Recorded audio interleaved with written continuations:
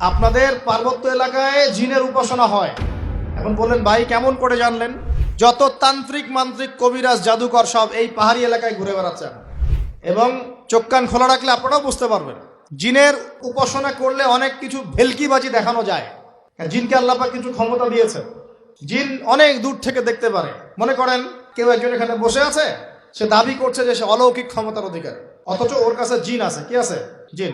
এখন আপনি শুনেছেন যে অমুক জায়গায় অমুক বাবা আছে, সে অনেক বড় ক্ষমতার অধিকারী, তো যাই দেখি ওনার কি ক্ষমতা।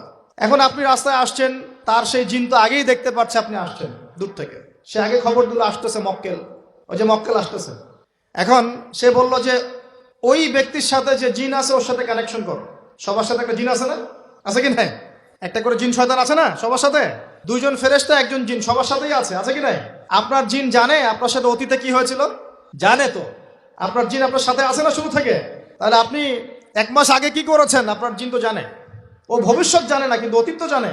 ও তো ভবিষ্যৎ জানে না কিন্তু অতীতে আপনি কি করেছেন ও তো জানে, জানে না?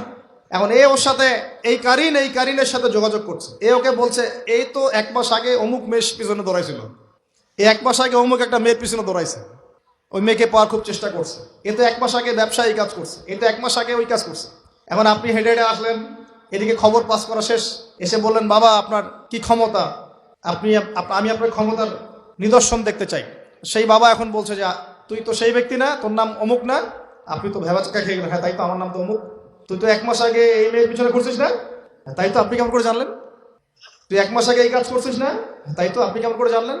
আপনার তো চোখ একদম আসমান উঠে গেল। বাপরে বাপ, সে তো আমার অতীতের সব বলে দেয়, সে তো আমার অতীতের সব বলে দেয়। তুই অমুক জায়গায় এটা পাপটা করছিস না?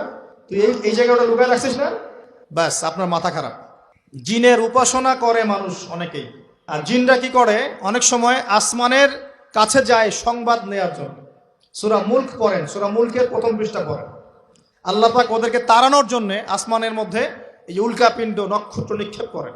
রুজুম আল্লিশ শায়াতিন, আল্লাহ বলেছেন এই নক্ষত্রগুলা আমি রুজুম আল্লিশ শায়াতিন, শয়তানদেরকে তাড়ানোর জন্য রেখেছি। সুবহানাল্লাহ।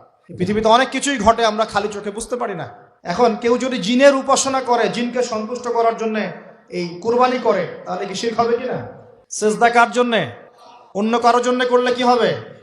কুরবানি কার জন্যে? অন্য কারোর জন্য করলে কি হবে? কার নামে কসম করতে হয়?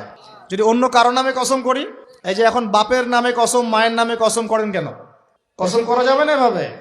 মান হালাফা বিগাইরি ইসমিল্লাহি ফাকাদ কাফার, কেউ যদি আল্লাহ ছাড়া অন্য কারো নামে কসম করে সে কুফরি করবে। যদি কসম করতেই হয় আপনাকে আল্লাহরই কসম করতে হবে। যদি কসম করতে হয় কার কসম করবেন? আর আল্লাহর কসম করে কি মিথ্যা বলতে পারবেন? মিথ্যা বললে তখন কাফারা দেওয়া লাগবে। আচ্ছা, কাফারা কি? সবচেয়ে সহজ কাফারা হচ্ছে 3টা রোজা রাখা। কয়টা রোজা? 3টা। এখন কসম করবো আল্লাহর জন্য, দোয়া করেন কার কাছে? দোয়া কার জন্য? এখন যদি অন্য কারোর কাছে দোয়া করা শুরু করি, সন্তান কে দিবে? অন্য কারোর কাছে চাওয়া শুরু করি,